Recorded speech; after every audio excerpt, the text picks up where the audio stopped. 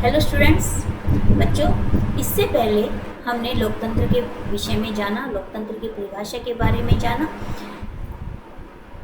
और इसके साथ ही लोकतंत्र की विशेषताओं के बारे में भी हमने पढ़ा। अब हम पढ़ रहे हैं बच्चों लोकतंत्र के गुण एवं पक्ष के में तर्क। विद्वानों की प्रशंसा के आधार पर लोकतंत्र के गुण एवं पक्ष में कुछ निम्नलिखित तर्क दिए जाते हैं। पहला है जनमत पर आधारित शासन। जनता पर आधारित शासन का अर्थ यह होता है कि इसमें शासन जनता की सामान्य इच्छा के अनुसार चलाया जाता है। इसमें प्रत्येक व्यक्ति की इच्छा को ध्यान में रखा जाता है। दूसरा है लोकप्रिय एवं स्थायी शासन। लोकतंत्र विश्व में सर्वाधिक लोकप्रिय यह है क्योंकि यह आम जनता की भागीदारी से बनता है। जो लोकतंत्र होता है, लोकतंत्र शासन व्यवस्था है, इसमें आम जनता भाग लेती है। यह स्थायी शासन का साधन भी है और इसमें जनता ही शासन का संचालन करती है, यानी जनता के द्वारा जो प्रतिनिधि चुना जाता है वो भी जनता में से ही होता है। इसीलिए ये कहा जाता है कि जनता के द्वारा जनता का ही शासन है। समानता और स्वतंत्रता का पोषण। लोकतंत्र के अंतर्गत जाति, वंश, रंग, धर्म, लिंग आदि के आधार पर भेदभाव नहीं किया जाता। कानून के समक्ष सभी नागरिक समान होते हैं माने जाते हैं। इसके अतिरिक्त लोकतंत्र जनता को भी पोषक है, जिसके अंतर्गत विचार, भाषण, सभा आदि की स्वतंत्रताएं प्रदान दी जाती है। भारत में संविधान, दक्षिण अफ्रीका के संविधान इसके उत्तम उदाहरण है। यानी लोकतंत्र में जो है कोई भेदभाव नहीं किया जाता, न जाति का, न वंश का, न ही लिंग भेद का। फिर है जन कल्याण का पोषण। लोकतंत्र का उद्देश्य सभी लोगों का कल्याण करना है। लोकतंत्र में कल्याणकारी राज्य की अवधारणा सदैव आदर्श रूप में रहती है। यह राज्य पर निर्भर है और इसे कितना पूरा कर पाता है, यानी एक राज्य पर भी निर्भर करता है कि वह इन आदर्शों को कितना पूरा करता है। फिर है राजनीतिक जागृति। लोकतंत्र जनता में राजनीतिक जागृति उत्पन्न करने में भी सहायक सिद्ध होता है। इस प्रकार निर्वाचन एवं शासन कार्य में भाग लेने के कारण जनता में राजनीतिक चेतना आती है। फिर है राष्ट्रीयता और देशभक्ति की भावना का विकास।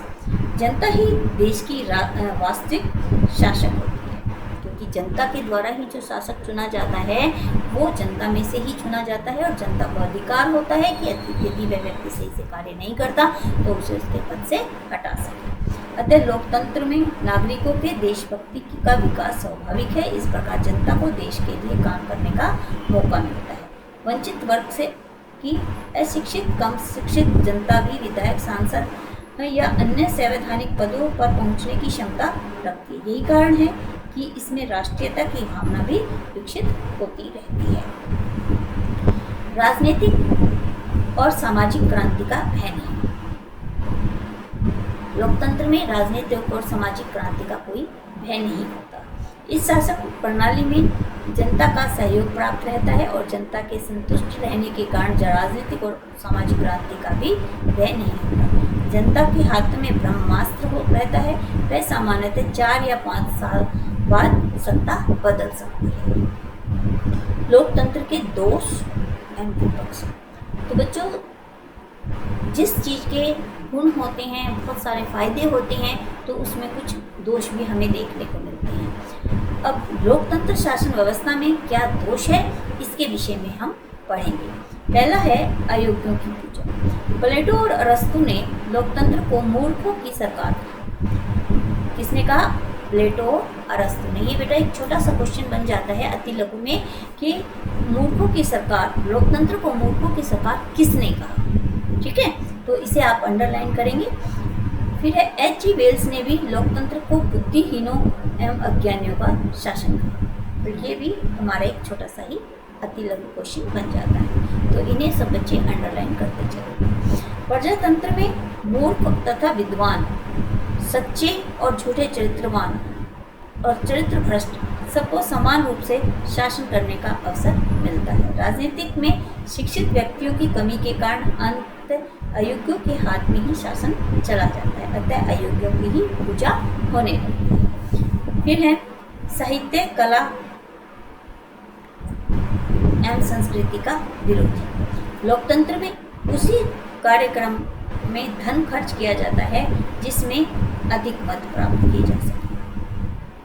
ये अक्सर जो प्रतिनिधि चुने जाते हैं, यानी जो शासक होते हैं, वो ऐसा कार्य करते हैं कि जिससे अधिक लोग हमारी तरफ अधिक आकर्षित हों, वो उस चीज़ पर अधिक खर्च करते हैं।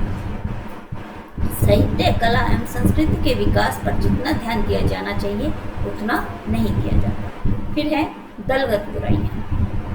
दलगत मतलब दल से संबंधित। दलीय व्यवस्था होने के कारण इस देश में ज़्यादा अपने दलीय हित और स्वयं के हित के पर अधिक ध्यान देता है।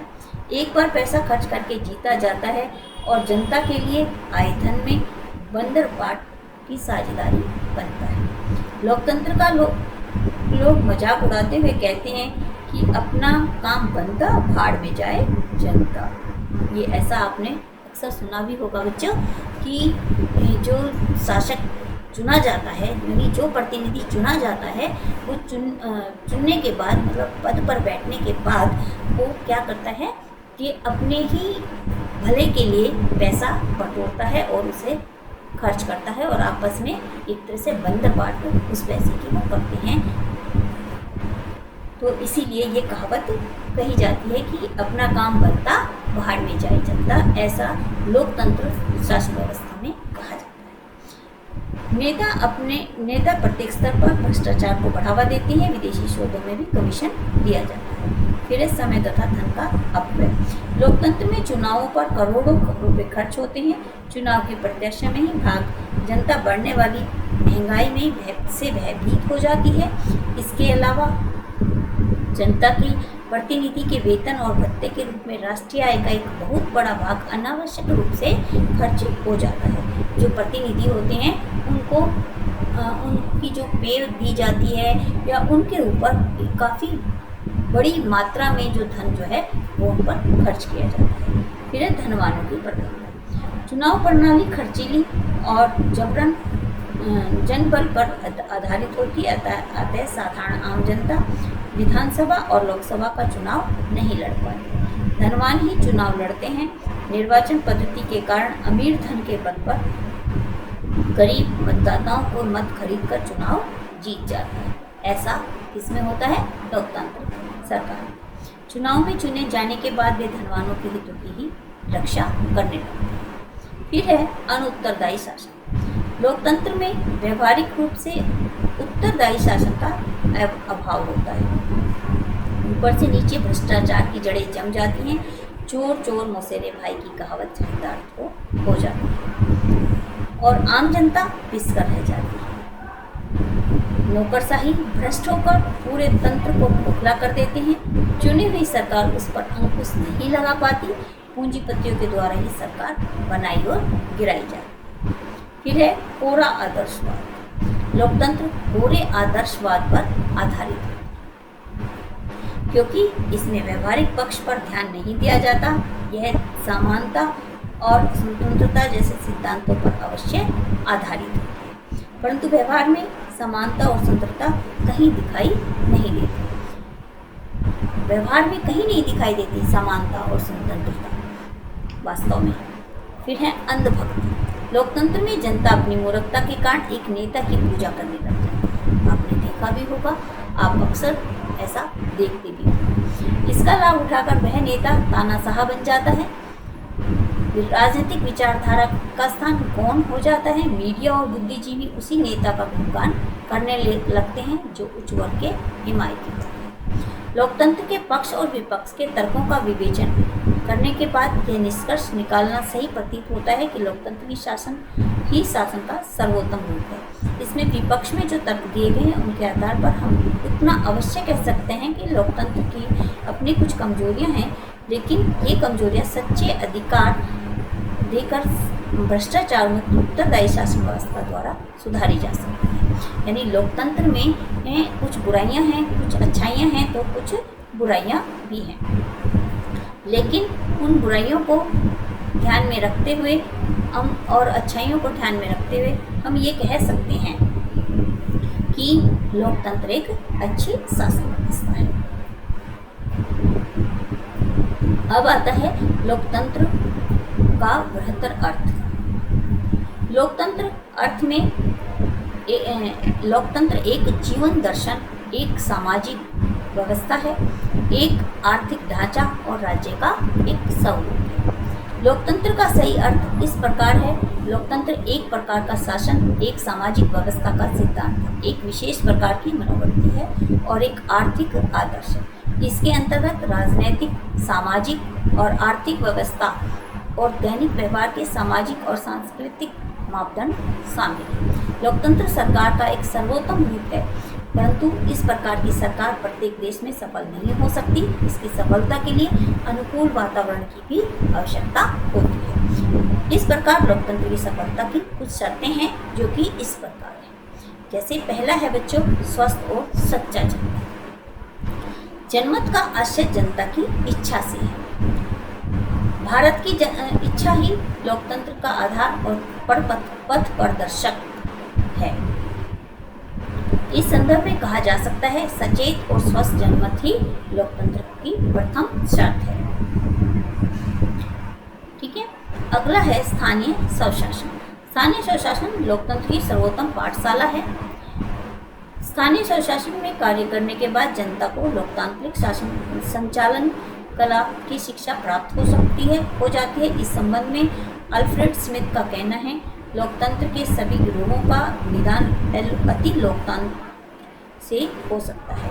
फिर है तीसरा है बच्चों, राजनीतिक जागृति। जिस प्रकार संविधान स्वाधीनता के लिए बराबर जागृत रहने की आवश्यकता होती है, उसी प्रकार लोकतंत्र की सफलता और सुरक्षा के लिए भी राजनीतिक जागृति आवश्यक है। यानी हमें ध्यान रखना चाहिए कि क्या हो रहा है, क्या गलत है और क्या सही है। राजनीतिक जागृति से ही यह संभव हो सकता है कि नागरिक राजनीतिक समस्याओं को समझेंगे और सही प्रतिनिधियों को चुन सकेंगे। इस प्रकार लोकतंत्र के उज्जवल भविष्य के लिए नागरिकों की राजनीतिक जागृति आवश्यक है। फिर है लोकतंत्र में आस्था। आस्था के बिना कोई सरकार नहीं टिक सकती। अतः लोकतंत्र की सफलता के लिए तो लोकतंत्र में जनता की आस्था सबसे अधिक आवश्यक है, क्योंकि लोकतंत्र जनता पर आधारित सरकार है। फिर है नागरिकों की सच्चरित्रता। लोकतंत्र की सफलता हेतु जनता का सच्चरित्र होना आवश्यक शर्त है। इसमें कर्तव्य पालन की क्षमता होनी चाहिए, साथ ही जनता में ईमानदारी, सच्चाई और लगन होनी चाहिए। यानी यह एक लोकतंत्र की सफलता का मुख्य यानी मूल कि जनता जो है कर्तव्य पालन होनी चाहिए और ईमानदार और सच्चाई उनमें होनी चाहिए। डॉक्टर बेनी प्रसाद के अनुसार लोकतंत्रीय सरकार की सफलता जनता में उच्च कोटि के चारित्रिक गठन, सब राज्य की लालसा, समाज सेवा की भावना पर आती है। फिर है जनता का शिक्षित होना। लोकतंत्र में जनता का शासन होता है, इसीलिए आवश्यक है कि जनता शिक्षित हो। शिक्षित जनता के बिना लोकतंत्र की सफलता का आशा करना भी व्यर्थ है, क्योंकि शिक्षा के बिना नागरिक न तो अपने अधिकारों का उपयोग ठीक ढंग से कर सकते हैं और न ही अपने कर्तव्यों का पालन ही कर सकते हैं। शिक्षित रहने पर ही जनता मतदान के अधिकार का भी उचित प्रयोग कर सकती है। जेम्स मिल का कहना है कि मतदान को सार्वजनिक बनाने के लिए इस शिक्षा के द्वारा सभी व्यक्तियों के लिए खुला होना चाहिए। यानी अगर जनता पढ़ी लिखी है तो वो एक अच्छा प्रतिनिधि चुन सकती है, साथ में प्रतिनिधि जो शासक है उसके द्वारा किए गए सही और गलत कार्य का भी फैसला कर सकती है। फिर है आर्थिक समानता। लोकतंत्र समानता के सिद्धांत पर आधारित है। समानता में भी आर्थिक समानता का महत्व बहुत अधिक है। आर्थिक समानता का अर्थ है सभी नागरिकों को अर्थोपार्जन के लिए समान अवसर, सबको समान और इतनी मजदूरी अवश्य मिले कि उनकी आवश्यकताओं की पूर्ति हो सके। अतः इसके महत्व के संबंध में कोर्ट ने कहा है कि आर्थिक समानता के अभाव में राजनीतिक समानता निरर्थक है। यानी प्रत्येक व्यक्ति को उसकी योग्यता के अनुसार जो है उसकी मजदूरी मिलनी चाहिए और जो है प्रत्येक व्यक्ति को काम करने के अवसर मिलने चाहिए। फिर है सामाजिक समानता। आर्थिक समानता के साथ साथ सामाजिक समानता भी नागरिकों को अवश्य प्राप्त होनी चाहिए और गरीब अमीर धर्म जाति रंग आदि के आधार पर भेदभाव नहीं किया जाना चाहिए, तभी जो है लोकतंत्र सफल हो सकती है। इस प्रकार लोकतंत्र में सामाजिक समानता का सबसे अधिक महत्व है। स्पष्ट है, यदि हम चाहें तो लोकतंत्र की सफलता की ओर अग्रसर करा सकते हैं। अनेक बाधाओं और समस्याओं से घिरे होने रहने के बावजूद भी लोकतांत्रिक शासन व्यवस्था अलोकतांत्रिक व्यवस्था से श्रेष्ठ है। यदि ऐसा नहीं होता तो नेपाल में लोकतांत्रिक व्यवस्था के लिए इतना बड़ा जन आंदोलन क्यों चलता। म्यांमार में आंग सान सूकी कैद में रहकर भी देश में लोकतंत्र की बहाली के लिए बेचैन क्यों रहती। लोकतंत्र में जनता की सक्रिय भागीदारी से लोकतंत्र की समस्याओं पर भी विजय प्राप्त की जा सकती है। तो बच्चों, इस तरह से हमने अभी आपने जो है अभी लोकतंत्र के बारे में पढ़ा, उसकी अच्छाइयाँ उसकी बुराइयाँ, ये सब चीज़ें आपने अभी पढ़ी। तो आज का पाठ हमारा ये लेसन जो है यही समाप्त होता है। इससे अगली वीडियो में अगली टर्न में हम आपको इसके नोट्स भेज देंगे। धन्यवाद।